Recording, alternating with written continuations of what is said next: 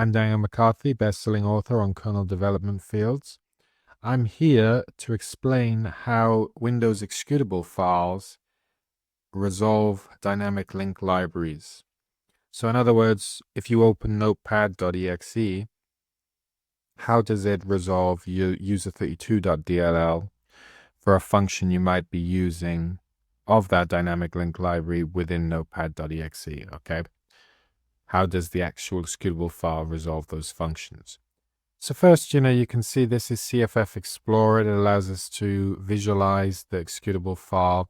And one thing to know before continuing, user32.dll and .exe files, they do share the same format, okay? So DLL and exe, they both use the P file format, okay? Which is for both .exe and .dll files. So you can see, start with a little DOS header in notepad.exe. We have magic numbers and so on. We have empty headers. We have a file header. Here we have the image base, which is important. And the address of entry point. This is where the notepad.exe code will first begin to run when the actual program has loaded, okay? So let's look in the data directories, because this is where the important directories can be found, which will help explain how the operating system actually loads user32.dll. So it starts with the import directory, okay? So the import directory is for symbols we want to import from other modules. The export directory is for symbols we wish to export. Because we're a .exe, generally this will be null, because really you don't usually use another executable file to pull symbols from, okay? So that's why those are 0 in this case. But notice the import directory is not 0. These point to addresses. Now these addresses are relative to the image base, which is here in the optional header. So let's head over to the import directory, and you can see all of these DLL files that notepad.exe is using. Now we can see the user32.dll. This is the one I was talking about. So here in user32.dll, we can see this function message box W. Now, currently, Notepad knows nothing about user32.dll other than the symbols it exports, okay? So the executable is basically saying here, user32.dll has a function called messageboxW that I would like to use.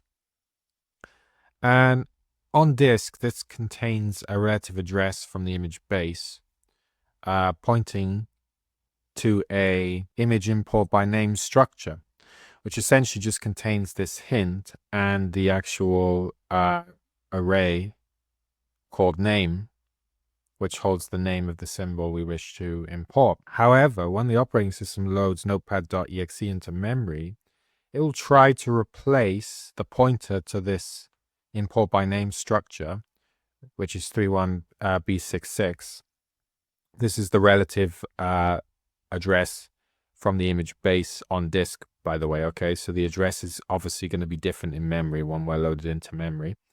It'll attempt to replace the pointer, which currently points to that import by name structure. It will replace it so it points to the actual function of messageboxW in memory. So first, obviously, it needs to understand how to get that function. So when we're being loaded by the system loader, it will go through all of the import directory and it'll see all the DLL files we want to load.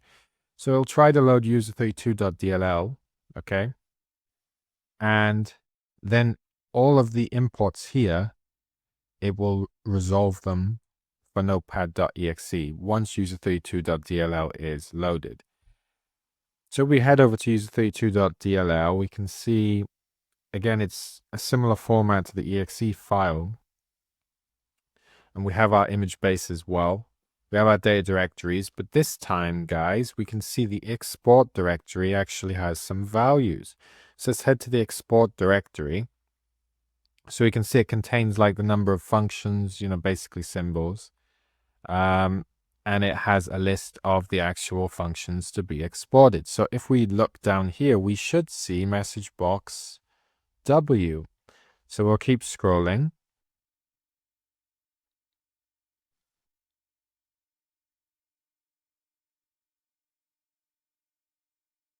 And there it is, message box W. So notepad.exe gets loaded. The loader then loads user32.dll. It loads all these functions into memory that are being exported by user32.dll. And then it'll go back to notepad.exe, which is now loaded in memory. It will override its pointer